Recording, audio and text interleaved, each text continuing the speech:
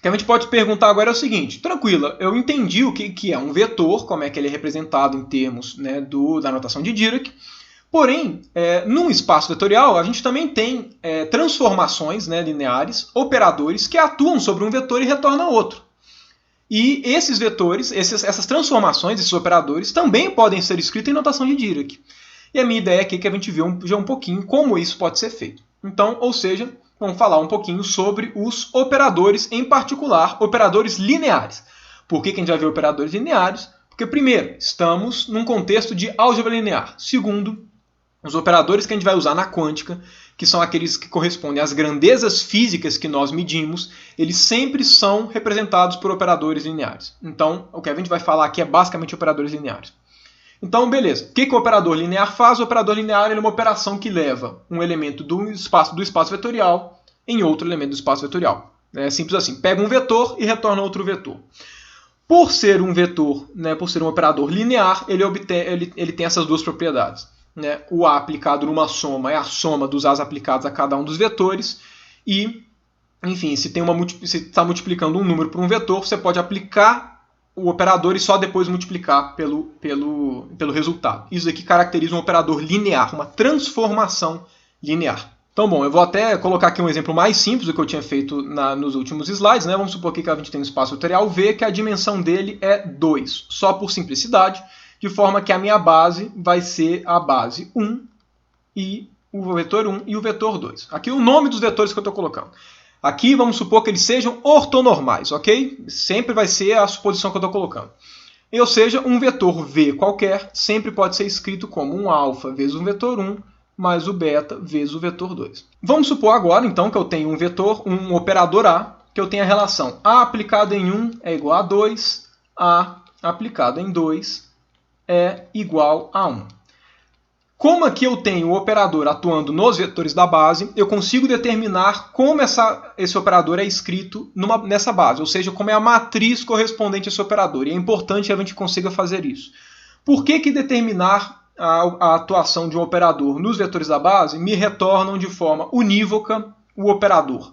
Porque pelas operações aqui de linearidade, se eu aplico o A num vetor V qualquer, isso é a mesma coisa que alfa vezes o A aplicado em 1 mais o beta vezes o A aplicado em 2. Portanto, basta eu saber essa aplicação.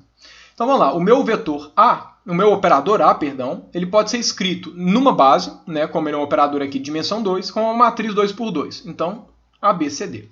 Para eu saber a cara desse cara nessa base, o que eu vou fazer eu sei que o meu vetor 1 ele é o vetor 1, 0 e o meu vetor 2 é o vetor 0, 1, por ser os vetores da base. Ou seja, aqui essa primeira equação me retorna aqui CD aplicado em 1, 0, que é A aplicado em 1, é igual a 2, ou seja, 0, 1. E aqui eu também tenho que ABCD, que é o A aplicado em 2, que é 0, 1. Isso aqui vai ser igual a 1, 0. Ok? Então vamos lá. O que essas operações aqui me retornam? Fazendo multiplicação matricial, né, linha por coluna, a primeira equação vai me retornar A igual a 0. E a segunda aqui vai me retornar C igual a 1.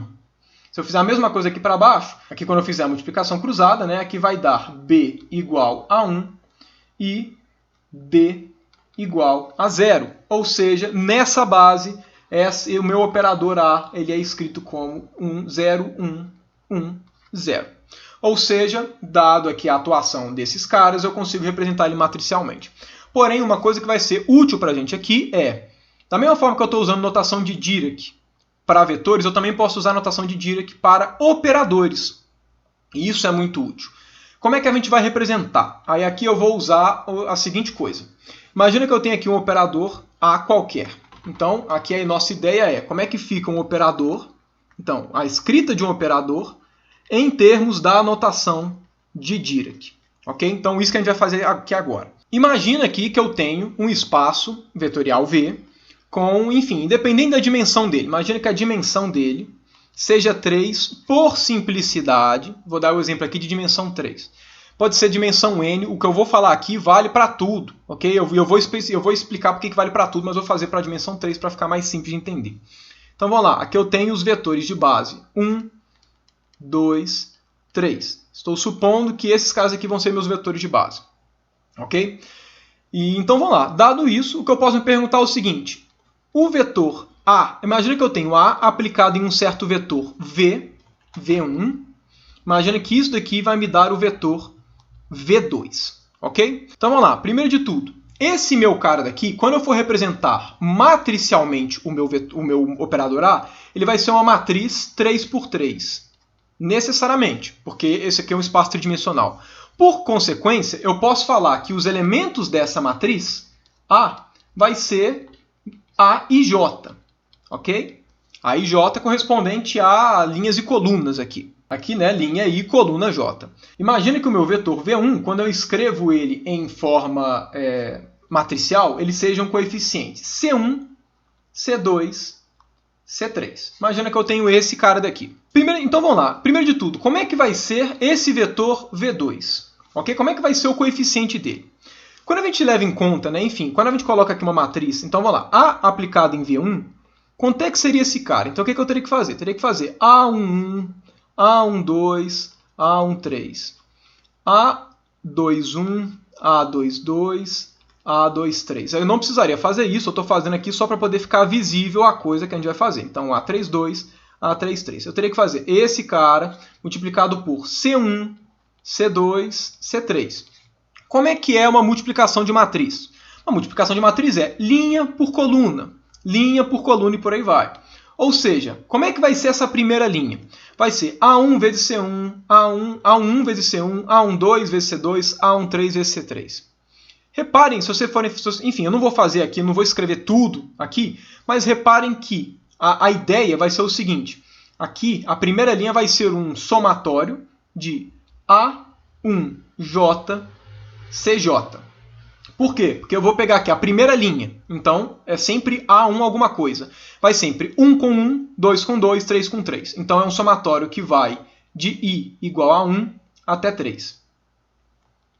Se eu for pegar aqui a segunda linha, esse aqui vai ser um somatório de A2J, CJ. E a terceira aqui vai ser um somatório de A3J, CJ. Ou seja, eu posso representar essa soma daqui, eu posso representar esse produto matricial como sendo. Então, olha só. Enfim, levando em conta que isso daqui é um vetor que por conta disso tem coordenadas, eu posso escrever a componente, é um vetor de 3 componentes. Então, significa o seguinte, esse cara daqui ele é escrito como um vetorzinho coluna, certo? Afinal de contas, isso é um vetor que é o próprio V2. Por consequência, eu vou fazer o seguinte, imagina que esse cara daqui seja o A1, A2 e A3.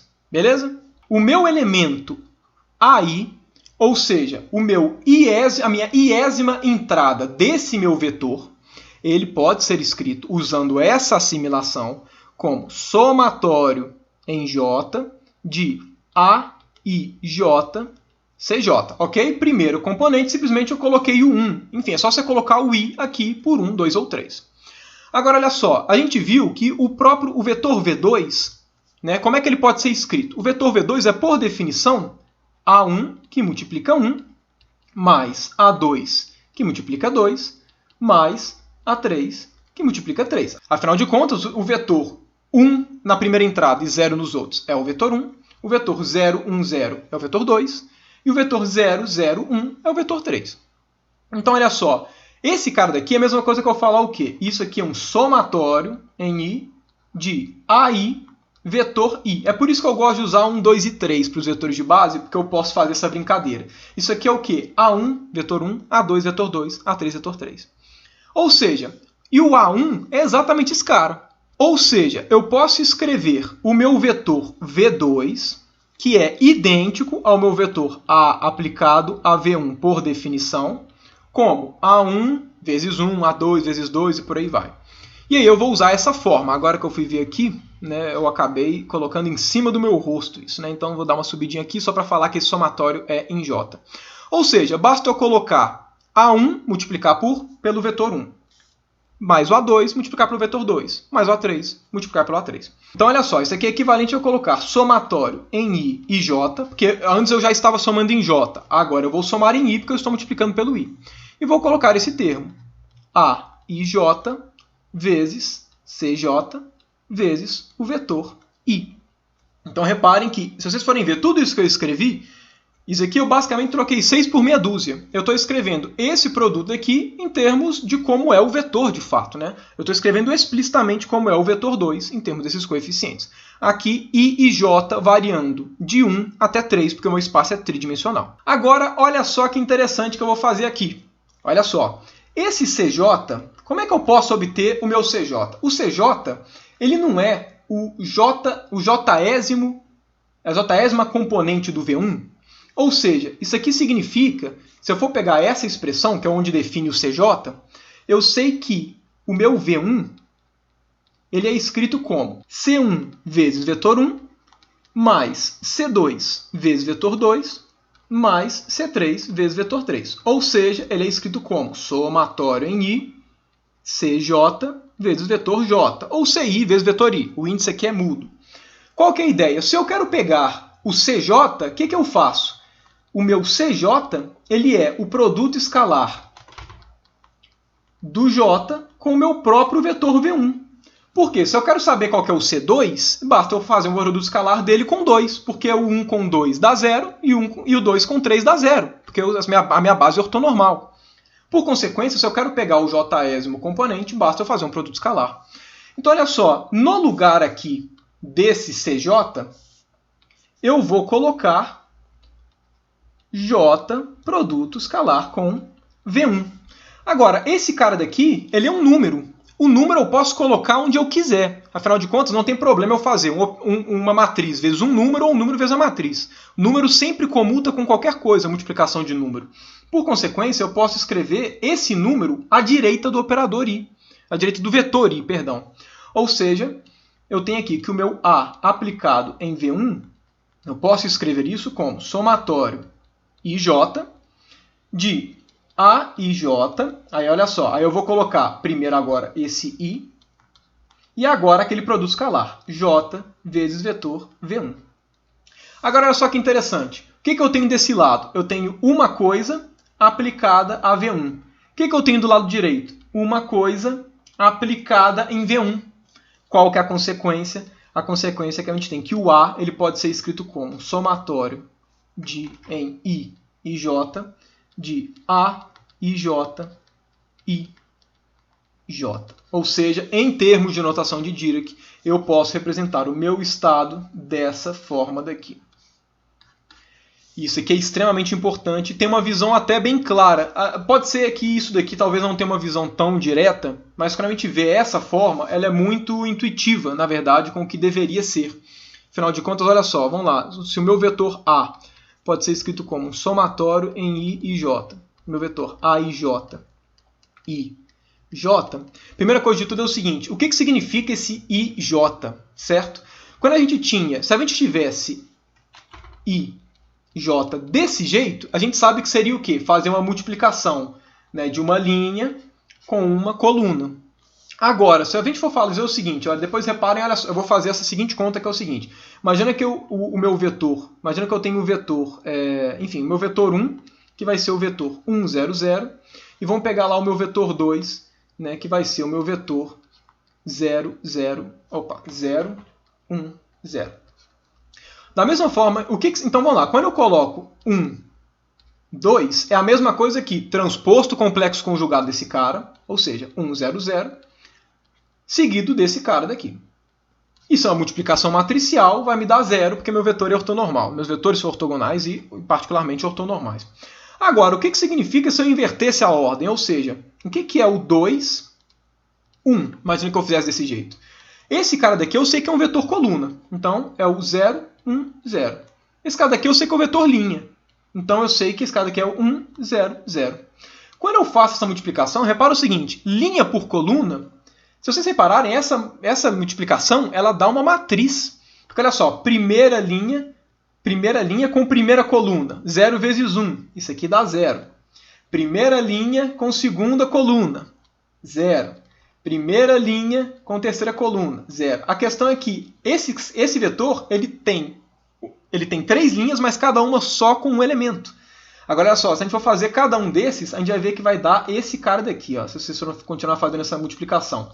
linha de um, coluna do outro, linha de um, coluna do outro, por aí vai, a gente vai obter essa matriz. Agora, olha só, ela é uma matriz toda cheia de zero, menos nessa entrada. Agora, olha só que interessante, essa entrada é qual elemento de matriz? Esse daqui é a linha 2, coluna 1. Então, esse daqui seria o nosso, se esse daqui fosse uma matriz B, esse cara daqui seria o B2, 1. E olha só de onde é que ele saiu. Ele saiu do 2 com 1. Então, significa que esse elemento IJ, ket I, bra J, significa uma matriz que é zero em todos os lugares, menos no elemento IJ. E aí, quando a gente vê isso, essa soma daqui faz muito sentido. Por quê? Porque essa soma daqui, o que ela está falando? Essa soma daqui é igual a A11 vezes a matriz 1, 0, 0, 0, 0, 0, 0, 0, 0, mais A12 vezes a matriz 0, 1, 0, 0, 0, 0, 0, 0, 0. E por aí vai. Mais. Então percebam que aqui a gente está somando a matriz que só possui uma entrada vazia, né, uma entrada diferente de zero, quer dizer, vezes o número que acompanha ela. Ou seja, isso aqui é a própria matriz A e J.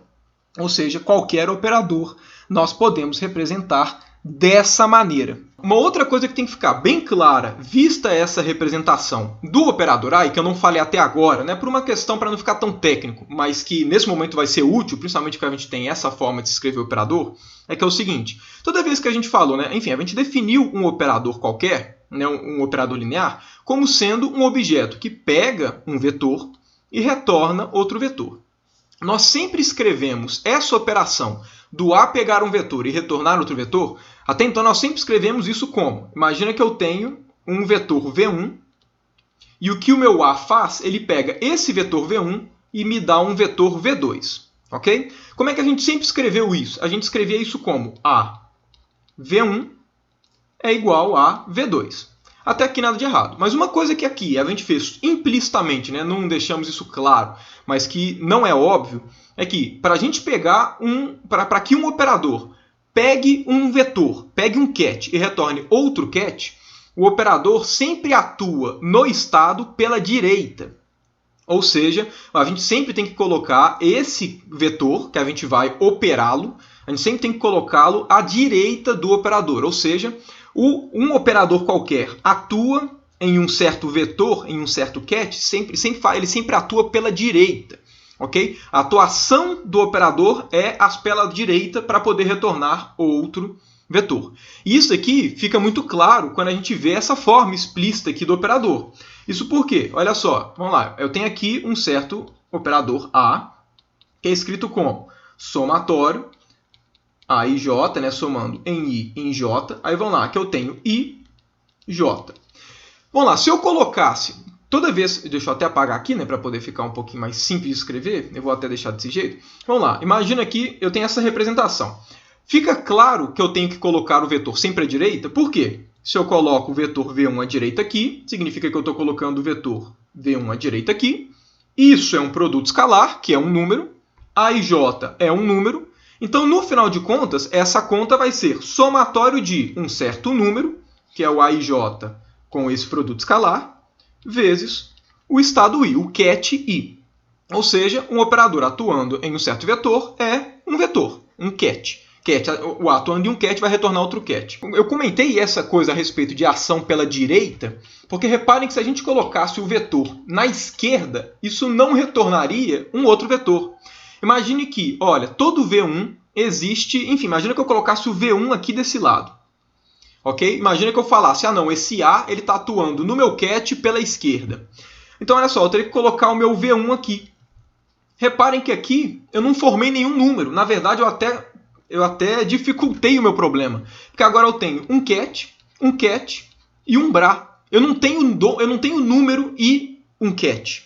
Ou seja, isso daqui não faz sentido. Porque esse cara não consegue nem ser escrito dessa maneira. Ou seja, isso daqui não é um ket. Isso aqui é uma coisa qualquer. Não faz sentido pensar no A atuando pela esquerda num certo vetor. Porque a ideia de você atuar pela direita é para que um dos bras vire um número. Por consequência, no operador vai sobrar só o ket. Então, vamos lá. Por que eu estou falando tudo isso? Porque, olha só, a gente colocando aqui, né, que o A ele pega um cat e retorna outro cat, é fácil ver isso porque a forma de você pegar esse operador e fazer ele virar um cat, que seria introduzindo outro vetor, é sumindo com Bra. Sumindo com Bra, como é que você some com ele? Colocando uma outra coisa aqui, para isso virar um número, deixa de ser um Bra, então sobra só o cat. Porém, eu poderia pensar da mesma forma. Olha só, o meu operador ele é uma junção de um cat com um Bra. Então, olha só, a pergunta é, será que eu poderia colocar um Bra aqui dentro para cancelar esse cat e o resultado fornecer um Bra? E a resposta é sim. Todo operador A, né, que atua nesse espaço vetorial, a gente pode pensar nele de duas maneiras. A gente pode pensar que todo operador ele pega um vetor, ele pega um cat e retorna outro cat. De que forma? Aplicando a operação sempre pela direita. Ou a gente também pode pensar que o A ele pega um Bra e retorna outro Bra. Só que dessa vez, como eu vou mostrar, a atuação do A é pela esquerda. Ou seja, se não fazia sentido eu escrever ao aplicar o A num vetor com ele estando à esquerda do operador, agora vai fazer sentido se eu trocar o cat pelo Bra. E olha só como é que essa coisa fica muito intuitiva, como é que esse resultado realmente não deveria ser uma novidade para ninguém. Porque olha só, imagina que eu tenho aqui um certo estado V1 e eu quero fazer A atuando nesse estado, nesse Bra V1. Então olha só, quando eu coloco A atuando em V1 dessa maneira, isso aqui é o quê? Isso aqui é V1, só escrevendo ele aqui separadamente, e agora eu vou escrever o A. O A é o quê? Somatório em IJ, A IJ, cat I, Bra J. Agora olha só, isso aqui é um somatório. Toda vez que você tem alguma coisa multiplicando, né, atuando sobre uma soma, é só você aplicar sobre cada termo individualmente. Ou seja, isso é equivalente a falar que você pode pegar esse V1 e jogar para dentro do somatório. Quando você joga ele para dentro do somatório, olha só, isso aqui vai ficar somatório de IJ, AIJ. O V1 agora, ele é um Bra, vai juntar com esse cat I. Então vai ficar um V1 I vezes esse cat, vezes esse Bra J. Agora olha só, esse cara daqui todo é um número. Por quê? Porque AIJ é um número e esse cara daqui é um produto escalar. Então reparem que esse resultado é somatório de um certo número, que é essa multiplicação, vezes o J. Ou seja, o A atuando sobre um Bra também retorna um Bra. Porém, diferentemente da atuação sobre um vetor, que o A sempre atua à direita em um vetor, o A sempre vai atuar à esquerda sobre um Bra. Então aqui é só para deixar claro que existe uma relação de A atuando tanto num vetor para poder retornar um outro vetor, pegando um cat e retornando um cat, da mesma forma que um A também pode pegar um Bra e retornar um Bra, ok? Então a gente pode pensar nele atuando nessas duas estruturas, no Bra e no cat. Agora, existe uma pergunta natural que pode ser feita, que é o seguinte, né? Imaginem que eu tenho um estado V1. Nós sabemos que todo estado V1 ele pode ser associado, né, todo cat V1 pode ser associado a um Bra V1. Eu vou até apagar essa seta para ninguém achar que uma coisa está relacionada à outra aqui, né? Ou seja, para cada V1 existe, para cada V1 cat, existe o V1 Bra, que é o seu conjugado. Como é que a gente faz isso? Transposto complexo conjugado. Aí a pergunta é o seguinte, né? Imagina que eu tenho o seguinte, imagina que eu tenho A aplicado em V1, e isso daqui vai me retornar V2. Ok? Então, simplesmente isso. Eu tenho um A que, aplicando nesse estado, vai me dar um certo estado V2. Aí poderia ser feita uma pergunta que é o seguinte. Esse V2 ele também pode ser associado ao seu conjugado. Então, da mesma forma que o V1 possui um Bra associado, o V2 também possui um Bra associado. Aí a pergunta natural a ser feita é o seguinte. Como é que eu posso obter o Bra V2 a partir da atuação do A, né? Ou seja, como é que esse A daqui, como é que esse A pega o Bra V1 e me retorna o Bra V2? Porque, afinal de contas, se esse A pega o cat V1 e retorna o cat V2, deve existir alguma relação entre a atuação no cat e no BRA associado. Ok? Ou seja, qual é a relação do A que pega o V1 e retorna o V2 cat com o A que pega o V1 BRA e retorna o V2 BRA? Essa é uma pergunta bem natural de ser feita, né? Já que ele pode ser aplicado tanto em cats quanto em BRAs, e também pelo fato de que, de que esses vetores são conjugados. Um vetor, um cat sempre tem um BRA associado. Para poder responder isso, eu vou precisar falar um pouquinho sobre as classificações que a gente tem sobre os operadores. São classificações que provavelmente vocês conhecem, mas que vai ser importante a gente falar para quando for colocar isso, como é que é a relação da atuação do cat e no seu BRA associado, né, vai ficar mais fácil depois de ser feitas essas classificações dos operadores. Então eu vou só fazer essa classificação e aí a gente volta para esse problema. Pois bem, então vamos lá. As classificações que a gente vai pegar aqui para um operador é o seguinte: dado que nós temos um operador, então imagina que nós temos um operador A, que pode ser escrito daquela forma que eu falei, somatório em I e J. Na verdade, eu vou parar de escrever esse IJ para ficar menos poluído, mas sempre tenha em mente que esse somatório é em I e J. De A e J, I, J. Da mesma forma que eu tenho esse operador, eu posso querer vê-lo de uma forma diferente. Okay? Eu posso fazer mudanças nele que são relacionadas umas às outras. Essas mudanças vocês provavelmente já conhecem, pelo menos o transposto, eu suponho que todo mundo deva conhecer, talvez o complexo conjugado e o adjunto não. Mas o transposto tem que ficar claro para todo mundo. Qual é a ideia principal? Vamos lá. Existem algumas classificações, né, de matrizes, de operadores relacionados a esse A, que também vão estar relacionados à atuação dele nos cats e nos BRAs, por isso que eu estou falando dessa classificação aqui.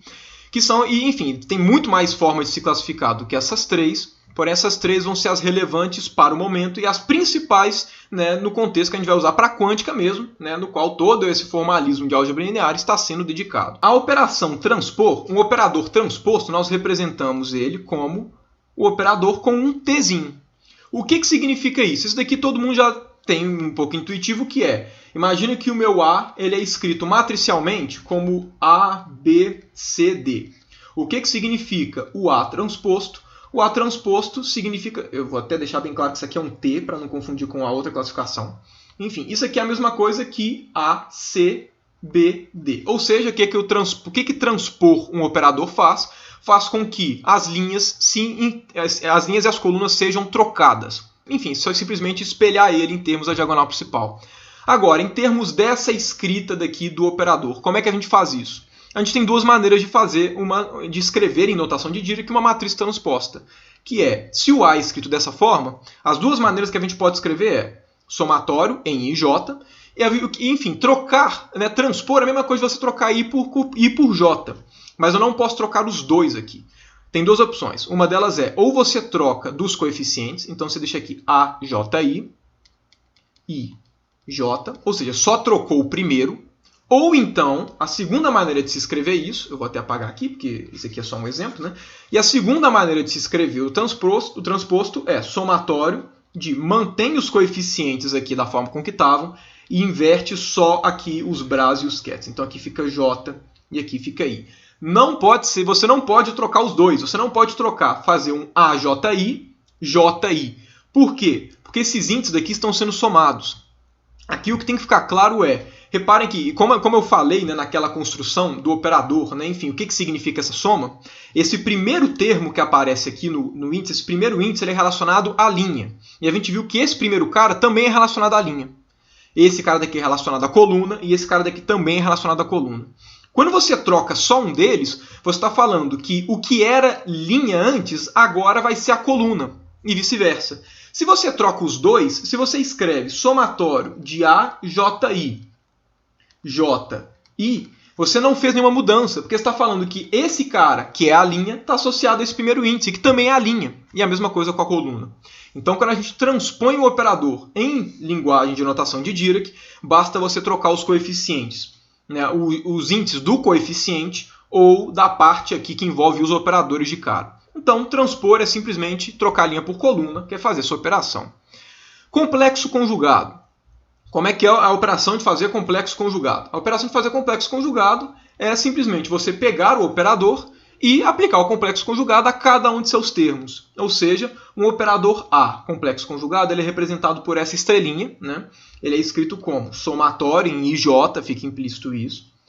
A e J, complexo conjugado, eu tenho que aplicar o complexo conjugado para cada um dos termos, I, J. Simplesmente isso, não tem duas alternativas. E agora o adjunto ou conjugado hermitiano. Esse cara daqui talvez seja uma novidade, né? Enfim, eu não sei o tanto que cada um viu de álgebra linear, mas a ideia é o seguinte: o adjunto, né, ou conjugado hermitiano, a gente representa ele muito semelhante com a transposta.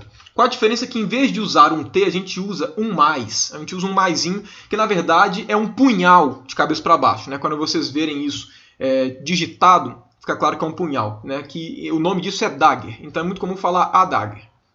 Enfim, qual que é a definição do conjugado hermitiano, ou de forma análoga, qual que é a definição do adjunto, do operador adjunto ao A?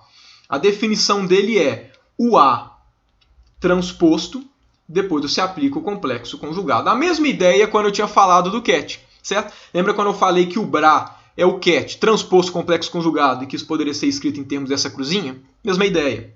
Então, qualquer ideia, eu vou pegar as representações do transposto, porque já foi transposto, e depois aplicar o complexo conjugado.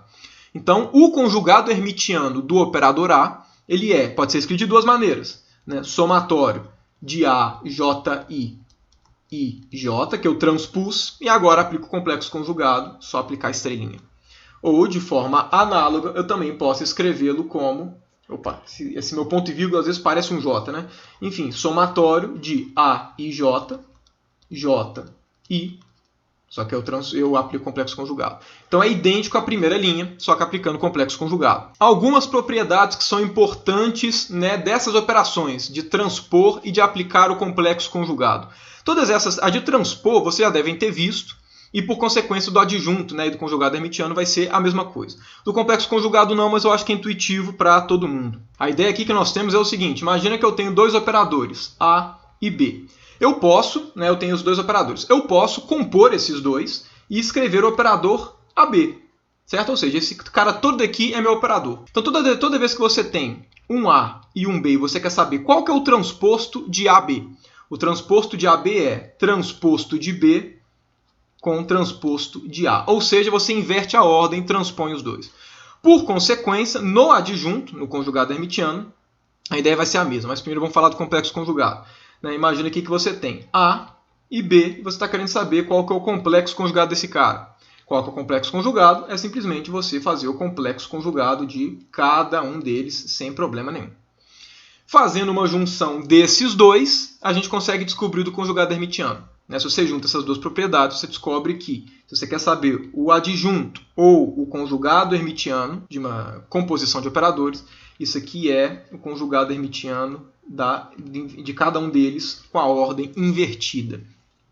Pegando isso daqui, a gente pode agora, inclusive, falar qual que é a relação entre o operador que atua no ket e no BRA associado. Imagina aqui que eu tenha o operador A que está atuando sobre um vetor V1, e isso daqui vai me dar V2. Isso tudo daqui é um vetor, certo? E isso daqui também é um vetor. Então o que eu posso pensar e fazer aqui? Eu posso fazer o seguinte: eu vou aplicar a transposta e depois aplicar o complexo conjugado em cada um deles. Ou seja, eu vou pegar o conjugado hermitiano desses dois caras. Por quê? Porque eu sei que o conjugado hermitiano de um ket, né, o adjunto seria equivalente a você fazer essa conta, ele me retorna o BRA, certo? Agora é o seguinte, a gente viu aqui que eu tenho que aplicar o conjugado nesses dois caras. Okay? Como é que eu faço para aplicar o conjugado nesses dois caras? Aqui eu tenho uma composição, por mais que não seja de dois operadores igual eu representei aqui, esses dois caras me retornam uma outra estrutura. Sempre que você compõe duas coisas que vão te retornar uma outra estrutura e você quer aplicar o conjugado hermitiano desse cara, basta você fazer aquela mesma coisa. Aplique em cada um deles e inverte a ordem. Então vamos lá, isso aqui significa que isso aqui é igual a operador V1, ket V1, conjugado hermitiano, com A, conjugado hermitiano. Ou seja, né, sabendo que esse cara daqui, o conjugado dele vai ser exatamente o BRA, nós temos aqui que o A, dagger, atuando sobre o estado V1, né, o BRA V1, isso aqui vai me dar o V2. E aí vem a resposta àquela pergunta. Se um operador atuando em V1 retorna o vetor V2, você pode se perguntar qual operador que atuando no BRA V1 vai me retornar o BRA V2. Esse operador é exatamente o A dagger. Então, o mesmo operador que atua nos vetores tem a atuação análoga nos brás correspondentes, desde que você tome o conjugado hermitiano. Tendo em vista essa relação entre como o operador atua num vetor e como ele atua em seu brá, que é dado pelo adjunto, e dessas classificações aqui, de transposto, complexo conjugado e conjugado hermitiano, ou matriz adjunta, né, operador adjunto, a gente vai aqui para a última definição, que vai ser extremamente importante e talvez uma das definições mais importantes de operadores em quântica, porque é eles que definem os operadores físicos de fato, que é a noção que a gente tem de operadores que são autoadjuntos, hermitianos. Operadores autoadjuntos, ou seja, operadores hermitianos, são aqueles operadores que ele é igual ao seu conjugado hermitiano. Quando isso daqui acontece, necessariamente o operador recebe esse nome, autoadjunto ou hermitiano. Todos os operadores que vão aparecer em quântica, como eu vou deixar claro na próxima aula, né, na aula quando a gente for falar dos postulados da mecânica quântica, todas as grandezas físicas são representadas por operadores adjuntos, né, por operadores autoadjuntos ou operadores hermitianos. E um dos motivos, uma das motivações disso vai ficar clara quando a gente for falar agora, né, nesse próximo assunto, de diagonalização. Mas uma coisa que é bem interessante e que é muito útil no contexto de quântica, né, que esses operadores têm, é que é o seguinte, eu acabei de falar que se o A aplicado a V1 retorna V2, para poder aplicar no brá associado, né, eu tenho que colocar o conjugado hermitiano, né, o adjunto desse operador. Agora, se o A for autoadjunto, significa que ele é igual ao seu complexo, a seu conjugado hermitiano. Eu não preciso escrever esse cara, porque A é igual a Dagger. Por consequência, esse operador A, se ele for autoadjunto, que é o caso que eu acabei de representar, né, significa que a atuação dele num ket ou no brá associado é idêntica, é dado pelo mesmo operador, é dado pelo A, porque ele é igual ao seu adjunto.